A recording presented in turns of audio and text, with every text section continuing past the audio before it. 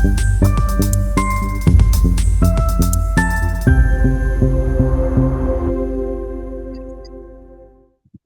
everyone, and welcome back to the Wealth Mindset. Today, I have Terrance Taylor. He worked 8 years as a learning development exec at Google and Meta, which is Facebook, and he is part of the EI team.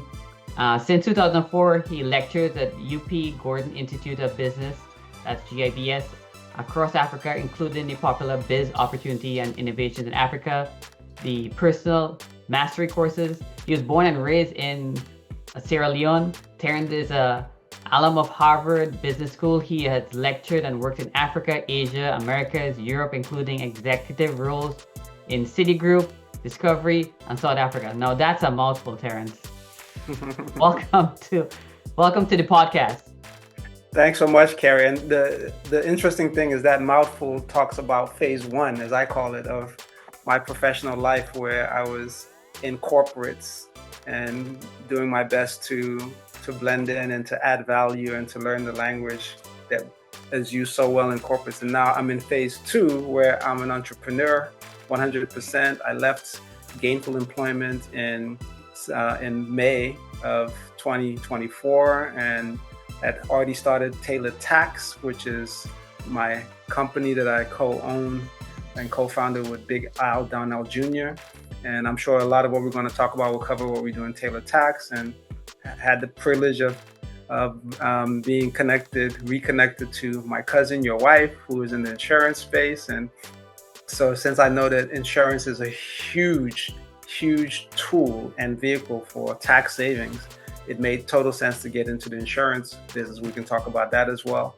And then my calling really hit me in the sense that I have always wanted to do something to meaningfully contribute to Africa leapfrogging, so people across my beloved continent can experience the highest sense of well-being and feel the deepest, most profound dignity.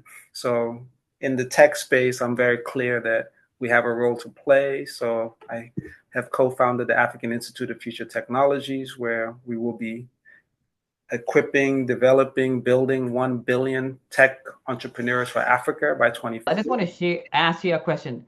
Can you share like a memorable case or a success story where tax planning significantly impacted someone's life, so people could have an idea of that?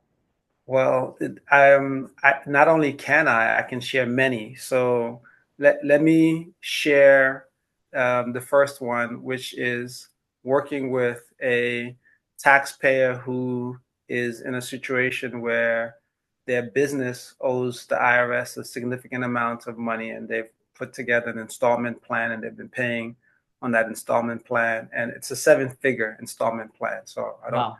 we don't disclose details, as you can imagine, for obvious reasons about our clients. But in this taxpayer's case, we looked at the situation where at the rate that the installment plan was being paid, it would take them over 20 years to pay that off. Wow. And we put together a tax strategies report for them, showing them how they can pay that off in a couple of years with some pretty sophisticated strategies that include assets and depreciating those assets, and also looking at international business and what they could do with the international expansion opportunities that they have. So that's one example. The one that I can share a lot of details about is actually a personal example, which is my example. So I got into the tax space because after working at Google for 5.5 years, I ended up paying $2 million in taxes. Wow. I mean, people even make that and even pay that in taxes. I know, right? So because I was a naive taxpayer or unsophisticated taxpayer, which is a term that the IRS uses, Internal Revenue Service uses, for taxpayers who don't really understand the tax code and who don't do tax planning so they can save on their taxes, that money I gave to the government is money that is no longer available for me and my family to use to do some very significant things that we want to do. But I remember I kept asking the question to the tax accountant that we were working with at the time, my wife and I, to say, hey, we've already paid so much in taxes, like already over 100,000, 200,000, 300,000. The number just kept going up. And now we owe 30,000, 50,000, 70,000. And Carrie, the interesting thing for you and your audience to know is when 2021 tax year rolled around, I owed the IRS 93,000, and I already had maxed out what the IRS allows for individuals as installment plan, which is up to 50,000. So I had to pay that 93,000, and I didn't have the cash. And I Wow. can tell you part of the reason why my purpose touches this notion of dignity and the highest sense of well-being. I felt really stupid because I'm like, how do I go to Harvard Business School, graduate at the age of 26? How have I been a vice president at Citibank at the age of 28? How have I been a CFO for an internet startup? And here I am in 2021 and I don't have 93,000 to pay the IRS and I owe the IRS 93,000. What's going on? And that was when I decided I need to understand the tax space. I need to understand taxes better because it was my biggest expense, and it is most people's biggest expense as long as you're making income. So that's when I started learning about taxes. And here's the short version of the story.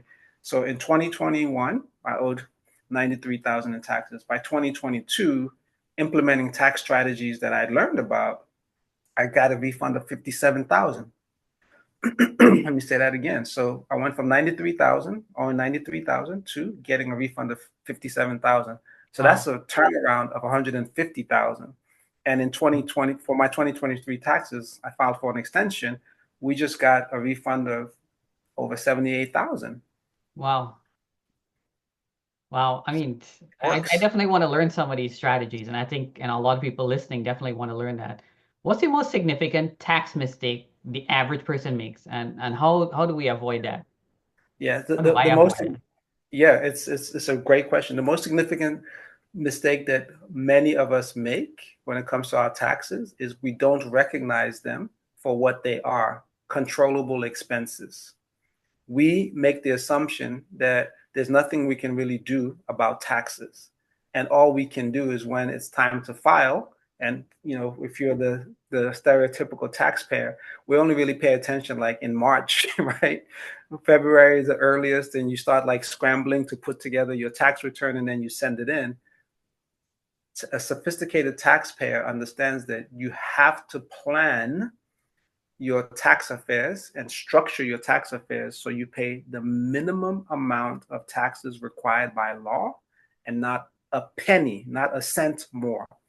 And there are enough tax court cases that have reaffirmed this principle that that's what the tax code is there for, is to help taxpayers set up our tax affairs so we pay the minimum required by law and not a penny more. So let me bring it into a short phrase that people can remember. Plan, reduce, pay less. Plan, Plan, reduce, reduce, pay pay less. less. Okay, good. I like that. I'll write that down. Um, what would it be for you if you had to give one piece of tax advice for someone starting from scratch? Say someone's like, man, I kind of been messing with my taxes. I think I'm overpaying. What's like the first piece of advice? I would advise them to ensure that they're working with both a tax accountant, normally a CPA, right? And working with a tax strategist, which is who my co-founder Big Al and I in Taylor are in Taylor Tax, because we are enrolled agents. We had to pass a very rigorous test that the IRS gives, and so it's a very elite strategy. It's a very elite designation and status that the IRS confers on those who have passed this three-part test, and that allows us to be able to give tax strategies and advice to people about their taxes. Now, for each individual, it's also important that I say this up front. Your individual taxes and circumstances require you to work with a professional who can give you advice based on that. So it's not like a blanket piece of advice that would work for everyone. But one that I can give for free is we tend to teach people about principles when it comes to taxes. So one thing to consider, there are many, and I'm happy to go into them if you want us to. One thing to consider is understanding the definition of income and how income is taxed. Right. That's one thing to consider. Another thing to consider is to realize that debt, DEBT, is not taxed.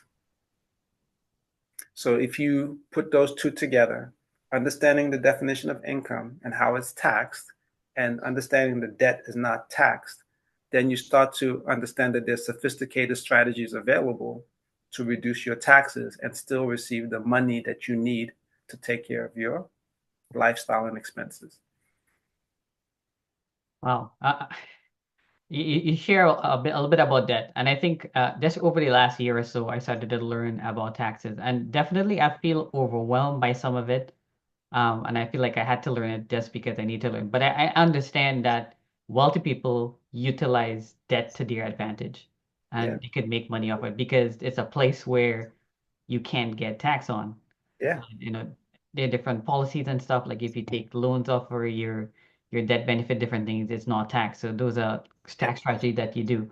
But what is the best way for someone to educate themselves? I use kind of YouTube and I do research, but say the average person, what are some avenues or free resources besides YouTube or anything else? I don't know. I Well, just don't first, know because I haven't done enough research on it.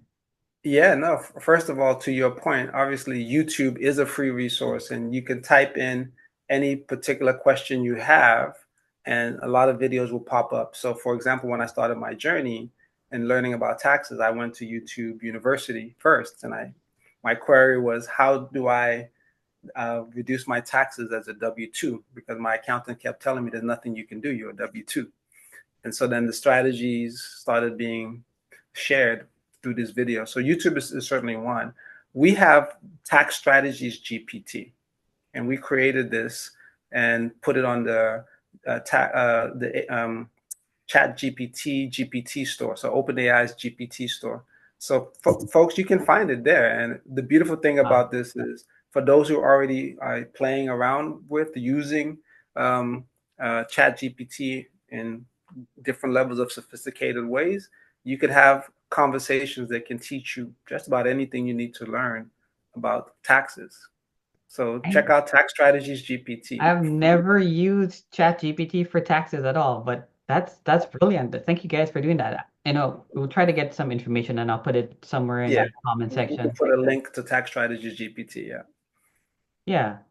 I mean, cool. I've been trying to learn so many strategies that are wealthy in terms of risk management and diversification. But Hmm. in terms of tax planning for individuals, what is a overlook strategy? I mean, you've shared a number of things here, but Hmm. what is an overlook strategy? Like you feel like a wealthy Yeah. person would apply this and that's how they gain. Well, the most overlooked strategy is structuring your financial affairs to avoid taxes. So, the tax code is clear and the tax courts are clear that you are allowed to avoid taxes. You're not allowed to evade taxes, right? Right. And so let's just talk about structuring your affairs to avoid taxes. And I'll give you a specific strategy. One of the levers, levers, that the tax code gives us, and it gives us 7 to save on taxes, is to start your own business. Now, many people will say, well, I'm gainfully employed.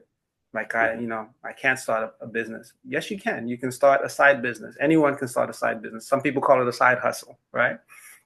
And depending on the levels of sophistication you want to go to, you could either have it be you as what's known as a sole proprietor, and you don't have to do an incorporation, or you can incorporate, and then you have different forms of the entity that you incorporate. You could have a limited liability company, LLC. You can have a S corp. You can have a C corp, right? You could have a partnership, and then with LLCs, the flexibility where you can choose how you want your LLC to be taxed. You want it to be taxed as a partnership, as an S corp, as a C corp.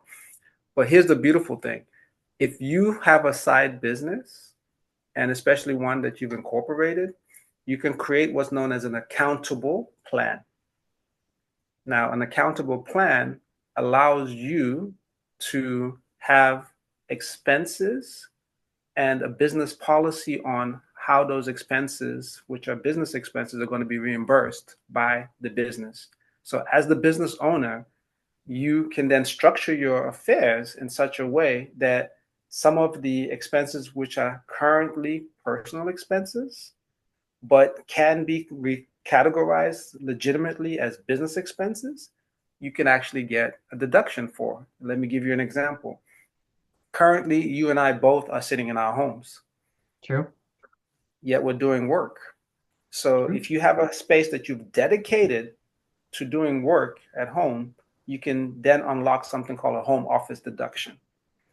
And that home office deduction then gives you an opportunity to deduct the cost of running that home, part of the cost of running that home, as a legitimate business expense. And in an accountable plan, you can then do reimbursements for the things that you're paying towards running that home, which are dedicated to that space called a home office. So normally you have to calculate the percentage of the home that's used exclusively as a business, as a venue for business. So that's called the home office.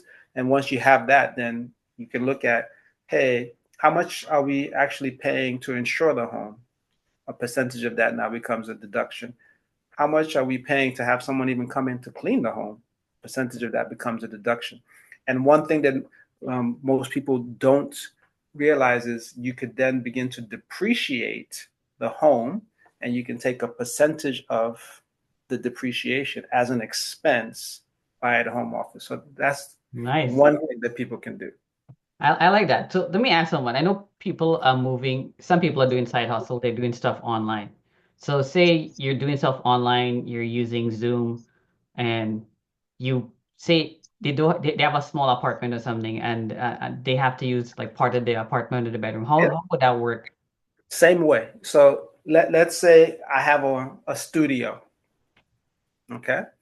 And in the studio, there's a couch, and that couch occupies, for argument's sake, 10% of the space of the studio. Gotcha. I can set up that area to be exclusively used as a home office. And then I can deduct a tenth of the cost of owning and, yeah, basically owning that studio, right? As part of my home office deduction.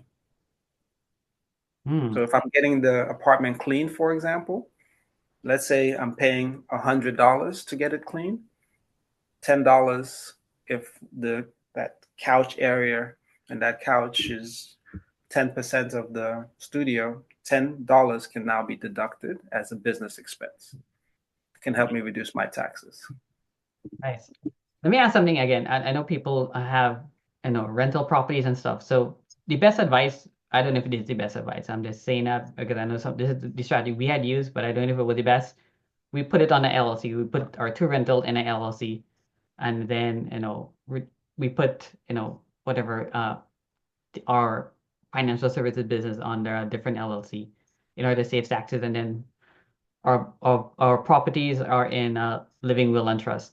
And I don't understand every single thing in terms of it, but could you explain that some more in terms of how that's a tax haven strategy? Because I know the basic principle is that there is some obscurity where if it's under you, you pay personal taxes on, and here it's under LLC. So it's sort of like you control everything but own nothing. So it's like if it's in a living trust. Could you explain Mm. some more on that so someone could understand that strategy in like layman terms? Yes, I'll do my best, and please keep me honest in case it's not as clear as Sure. we would like for it to be. So the idea of putting your rental properties as assets into an LLC also affords you something called asset protection, right? And it then sets up that those rentals as businesses on their own. So they're generating income, and therefore any expense that you incur to generate that income can be written off as a deduction on the taxes. Okay, so that's one aspect. The second aspect is you then also segregated the different types of businesses you have, because you said you have like the rental, and then you also have your financial services business. So because they're different types of businesses, you've put them into their own entity and structure. It just makes it cleaner from a bookkeeping point of view to be able to track the expenses for the financial services business and not be commingling and going back and forth. And then the power move is to put it into a trust. Why? Because the trust is the most powerful tool that's out there when it comes to protecting any asset that you ultimately want to leave as a legacy asset. So what you said, we can talk a little bit about estate planning. So this would be like a teaser. So when it comes to your estate, the trust protects all the assets that you have and ensure that creditors and people who might be prone to frivolous lawsuits are not able to get access to the assets that are structured, that are set under the trust as a structure. Hmm. I know you So have let me some. pause it. Oh, Did no, that that was help? perfect. I know you have Okay. a podcast. No, Terrence, I forgot to mention, Terrence also has a podcast, and I know he has. I wish I have to look at the ones that you have on Estate Planet. But could you share like a brief story in terms of um tech estate planning going wrong? Like Yes. Oh my goodness. I'm sure you have My a lot of stories, but like there's a lot. There's a lot. My favorite singer and is Prince, and we did a podcast looking at the estate planning mistakes that he made. And you've already mentioned that you have a trust and a will, so we didn't talk about the will because it wasn't as relevant for taxes. But the first thing that you must do when you're doing estate planning is you need a will because you need to specify how you want the assets that you will leave behind to be inherited. What goes to whom is the best way to think about that, right? And then in Prince's case, he did not have a will when he passed away, wow, right? So when you don't have a will, then the only way to settle your estate by law is to go through a process called probate. So it's a legal process. So it goes through the courts, and then it's the laws of the state that the estate is in that determine what happens. So Prince, as we all know, Minnesota.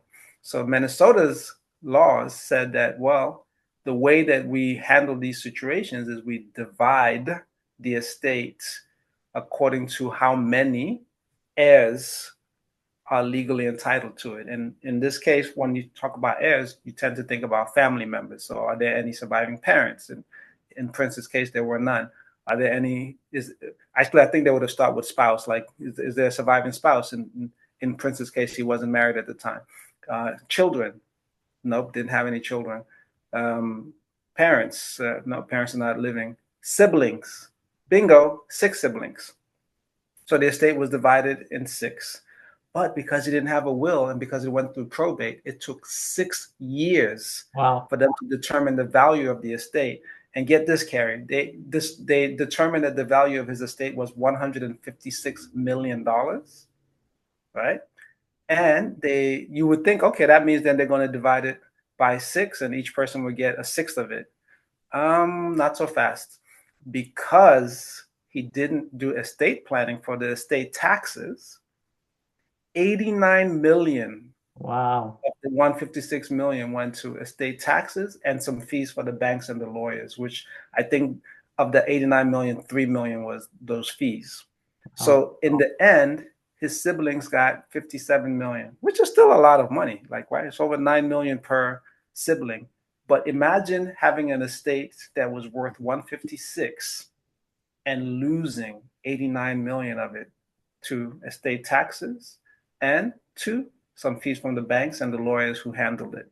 So with the proper estate taxes planning and the proper estate planning, he would have been in a position where he could have left his estate, first of all, to the people and causes that he cared about, including his siblings. But you know how in reality, not all of us are equally close to every sibling, right? So he may not have decided to give each of them an equal share of his estate. But he was so passionate about musicians and musicians owning their own, work and like their masters. I'm sure he would have loved to have left some of his money from yeah, his estate to that cause, but because he didn't have a will, not only didn't he leave it to to those causes, but most of it went in taxes. wow, yeah. You guys, if you have assets and stuff, try to take out a living will. It's probably better to put your property, even if you don't have no rental, put your property in a living will so that you could give it to your kids and have your kids part of the trust. Because if you take your house and you give it to your kids and the kids sell that house, then they had to pay capital gains. So they'll end up losing. All right. If you pass or whatever. But if it's under the living trust, it becomes a lot easier in terms of the tax purposes. So, Yeah. there definitely there's this one advantage, but a lot of advantage. I just want to go back to like tax season because I know Yeah. somebody here Let's do probably it. has, and I have a question on this because Yeah, I let's do it. I don't like I don't like tax season. My wife always gives me all these documents to kind of go through, and I'm like shaking my head, and then she's very detailed, like everything, every time I make a purchase, she wants me to snap a photo, put it in QuickBooks. I've become really good at it, but when we first started, I never used to do it. And then I have stuff I didn't even know where I purchased, so tracking like which credit card or whatever. So I've Right. become better. But what are some things that people could do like on a daily basis that would help with their preparing for tax season? This is such a great question. First of all, there are apps available to help you. QuickBooks is one of them, but there are others. I think if memory serves me right, there was an app called Hurdler, Hurdlr, All right. which helped you to track even mileage for cars because that's another big strategy that people use is once you've structured your tax affairs properly, your vehicle can be used for business and for personal, and you can write off the business usage, using one of two methods, the actual cost or the mileage method. And the IRS provides very specific guidance on this. So now, here is a pro tip. Have a credit card that is dedicated exclusively to business purchases. All right. Right? So let's say right now someone is sitting there and say like, but I only have three credit cards and like I don't, I don't want to go through the process of getting a new one. Perfectly fine. Pay off one of them fully if you're able to, right? Pay off one of them fully and then start using that exclusively for business related purchases. Because with that, most credit cards now give us annual summaries of what we spend, and they even categorize it for us in very helpful ways. So when the year end has come, December, you will get the annual statement. And from that point on, you could pass that on to your tax accountant or your bookkeeper if you have one to look through and categorize that in the right way in case you don't want to use QuickBooks. Hmm. Yeah, that's a helpful tip. Yeah, I like that. Let's talk about small businesses.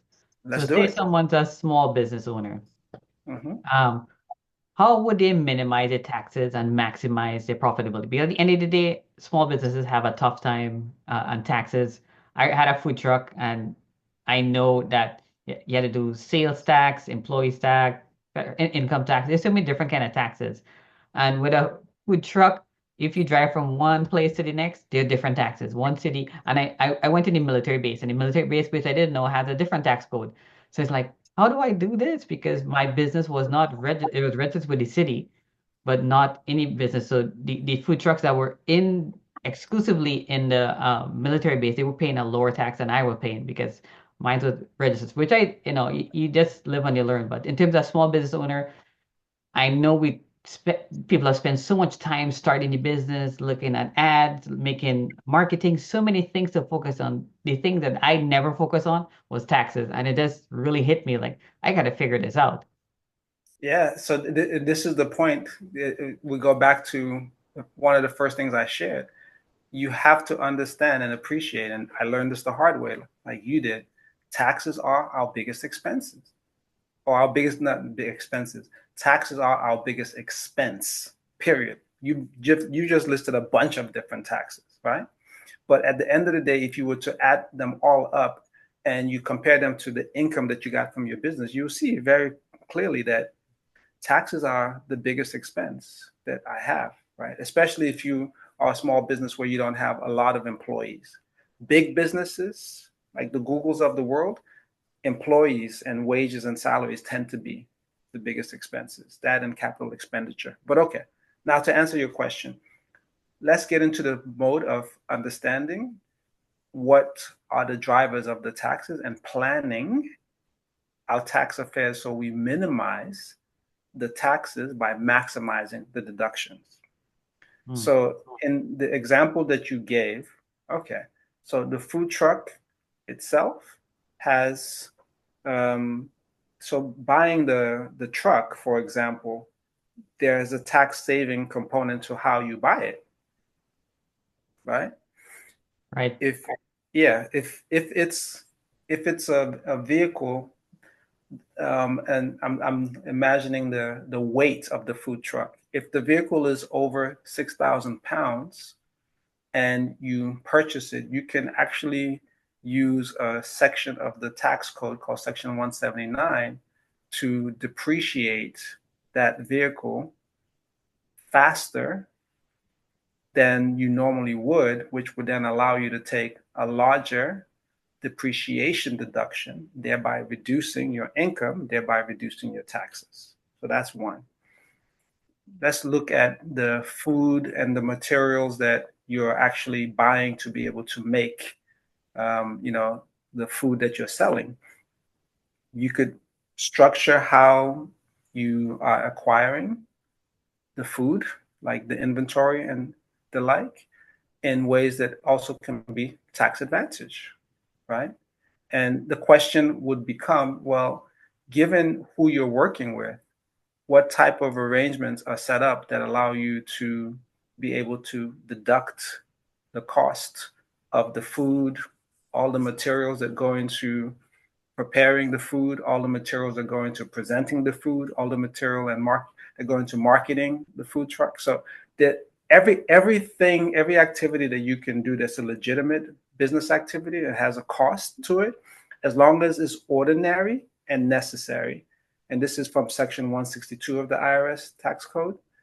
Ordinary and necessary defines what is required for something to be considered a business deduction. And the last tip I'll give you, Carrie, is you could also look at something that, and maybe you can give me an example, something where you were like, well, surely I can't deduct this as a business expense. And I'll tell you that the right mindset is, how can I deduct this as a business expense? What would I have Nice. to do to be able to deduct this legally, not illegally, or taking chances, but like, what would I have to legally do? Yeah, Is that helpful, or do you want to that get was into very more? helpful. I knew the time that I run that food truck, I overpaid in taxes. It was just like a headache. It's like, gosh, this is cutting so much into the margin. This is like ridiculous. That's why I say like that's why I could understand why so many small businesses fail, because it's like if you Yeah, don't do that part of it, you could spend a lot of time dreaming up the business, whether it's a brick and mortar or your food truck and all the design and your menu. You could spend so much time on it, but not even think about the taxes out. Like, I'll figure that out afterwards. I'll get someone to take care of yeah, it. Yeah, yeah. you might get someone inexpensive, but it really like didn't do the proper deduction, then you end up losing so much money on taxes. And I feel like that's something that happened to me. I've learned, so I'm a better person at the end of the day. And But we're Carrie, talking Carrie, about Carrie, let's get even more creative. So you have to pay for all these things, including the design of all of those are legitimate business expenses. And I don't know if you expense them at the time, but I anyone did who's not. thinking about going, you can expense that. And then here's the other beautiful thing. If you have a family member who you're employing in that business, you can pay them legitimately up to a certain number, which is known as the standard deduction. And that money then is tax free in their hands. They don't have to pay tax on it. So for people who have family members, whether siblings or parents or children who can work legitimately in your business, this is another strategy that is available where you pay them up to the standard deduction. They don't pay tax on it, but your business gets a deduction, Wow, I didn't reducing know your that. tax. I hope that benefits someone who is watching. So let me ask another question. What are some common tax pitfalls small business owners make, and how do they avoid them?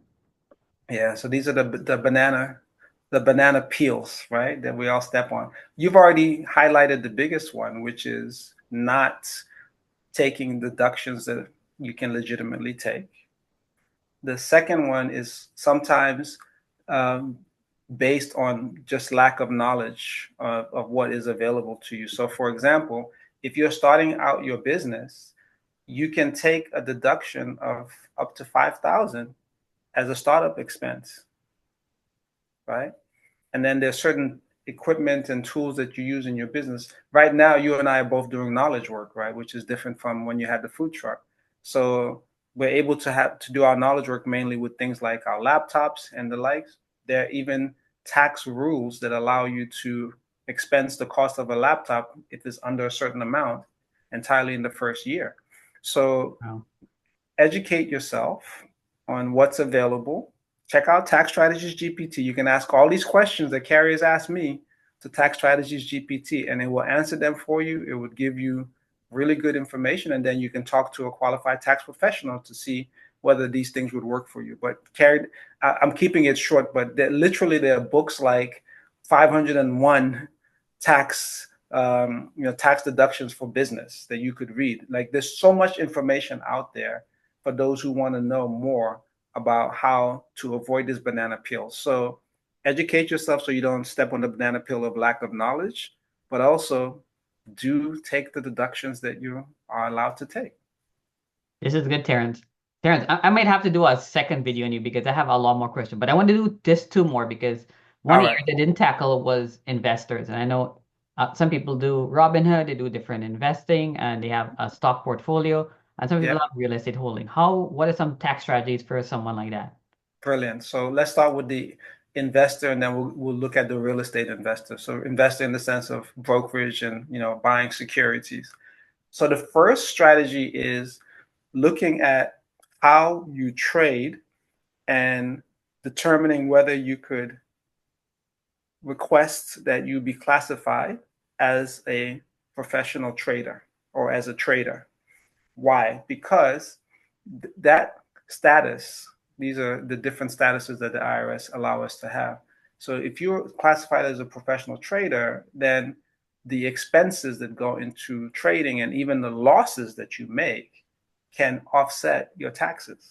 What? I Yes. didn't even know that. That's Yes. super cool. Right. So that's one. The the second and yeah, so let me go to the second one. I could deep dive into any of these and I could rabbit hole, so I'm trying to keep it high level. So the second one, which is my favorite, Carrie, is real estate investors, Right. because the way I was able to turn around my tax situation is by becoming a real estate investor and understanding that the tax code does allow real estate investors to save a bunch on your taxes legally, right? So if you are a real estate investor and you can qualify for one of two statuses, real estate professional, so rep status, real estate professional status, or you can qualify for the short-term rental exclusion status, you can save a bunch on your taxes. Real estate professionals are allowed to treat their losses from the real estate activities as losses that can offset their active income. Without that status, there's a cap on how much you could actually claim as a loss to offset your taxes based on your active income. So, like again, I'm trying not to rabbit hole. And then with the Oh, this is short-term good. rental, yeah, with the short-term rental exclusion, if you have a setup, think of it like an Airbnb type thing, but you have a setup where you have a rental that on average you rent to people for 7 days or less, then that activity, after you meet some other qualifications, can be classified as an active activity, not a passive activity. So the income and the losses you make from that can then be combined with, not combined, can then be used when it comes to how you reduce your taxes. And because real estate allows for depreciation and the things like bonus depreciation, thanks to former President Trump, soon to be President Trump again, right? His Tax Cuts and Jobs Act from 2017. Thanks to him, there are all these bonuses, bonus depreciation that you could do. Right now, it's down to 60%. Next year, it'll be 40% unless he makes it permanent or he resets it at 100%. But there was a time between 2017 and 2022 where if you bought a rental property and the term that the IRS uses, put it into service, so you begin to look for renters. So let's say, for example, in 2022, we did this and we put this particular property that we bought into service December 31st, 2022. Do you know that you could have deducted the entire cost of that property uh, because of bonus depreciation, because it allowed you to depreciate 100% of the value? I gotta spend some more time with you to learn some of this stuff here. All right. I Yes. mean, this was There you this go. was good. My last question. Yes, sir. I have to do a second video with you because I have some Okay. more questions, but this one Okay. involves the future because none of us know the future. The tax landscape is Mhm. changing. There are a lot of emerging trends and things. What is some stuff I could prepare for the average listener could prepare for in terms of taxes? Because it's like there's so Yeah. much uncertainty. Like I don't even know what to think, how to prepare. Well, let me share with you the levers that we share with people, and everyone should think about how to use these levers to manage their tax affairs so they can save a bunch on taxes legally. Level one, we talked about start your own business. Level Right. two, we just touched on become a real estate investor. And, folks, here's the beautiful thing. There are many different ways that people become real estate investors. Some people have the money to buy it out on their own. Some people go to the bank and it can qualify. Some people purchase real estate investment trusts, right, as an investment. Some people invest in funds that are investing in real estate. Whatever way that you can do it, become a real estate investor, because then you benefit from the significant tax savings that come from that activity and that lever. Lever three, we didn't touch on this, so maybe we touch on it the second conversation, using life insurance strategically. You and I both know that there are many ways Yes. that life insurance can help people with their taxes, right?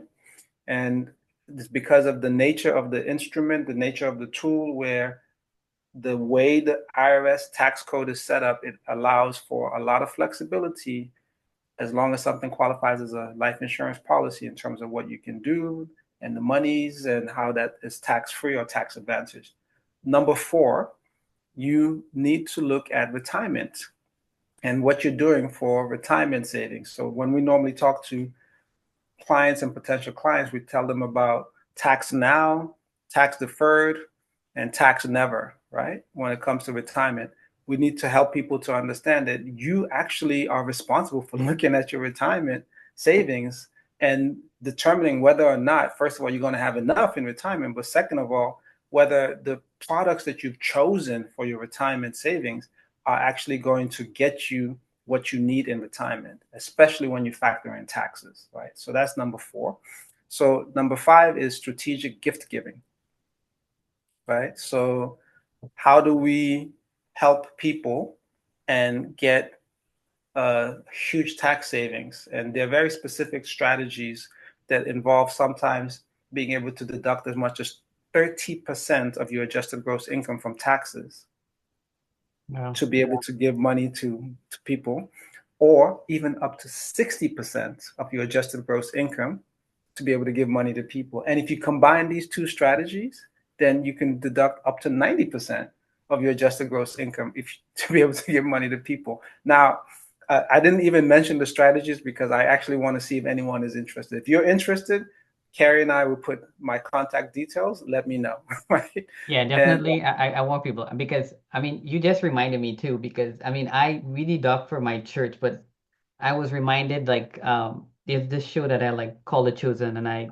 did a yeah, subscription and paying for it and I forgot about it. It was just coming out of my credit card and I just yeah, totally forgot, never claimed on it. It's like, oh my gosh, yeah. tax season gone, I forget to claim that. And then there was another one for orphanage thing that I was given to. It's like, oh crap, I was Carrie, giving money.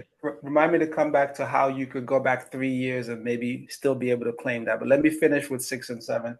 So number six is looking at private equity as a vehicle for making investments, because I worked in the big tech space, and you have people who have enough money to be angel investors, and the beautiful thing is when you structure your investment by a private equity fund as a vehicle, then you could reduce your taxes from ordinary income tax rates that can be as high as 37% to capital gains tax rates, which can, the maximum there is only 20%. And depending on some things, you might even be able to get it lower.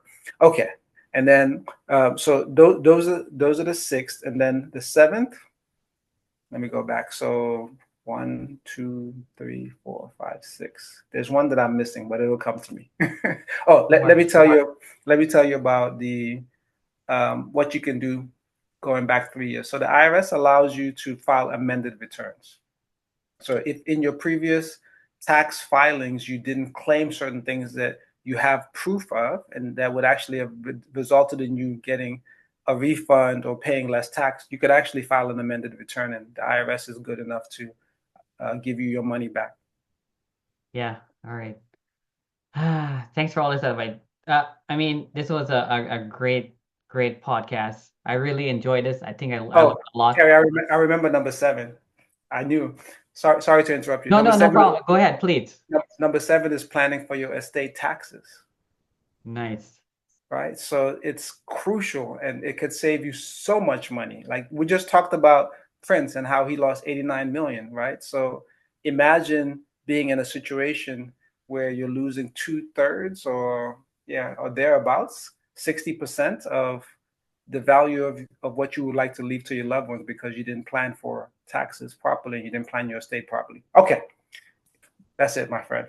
No, that's good. So, I mean, in our next podcast, we'll probably talk more a little more about strategies, tax optimization, probably looking at, people that scaling their business, risk management and diversification. Those are some things I'm kind of interested in and want to learn more about. But you guys should meet with Mr. Terrance Taylor. He is incredible, amazing, a man full of wealth, and he's very down to it, easy to get along with.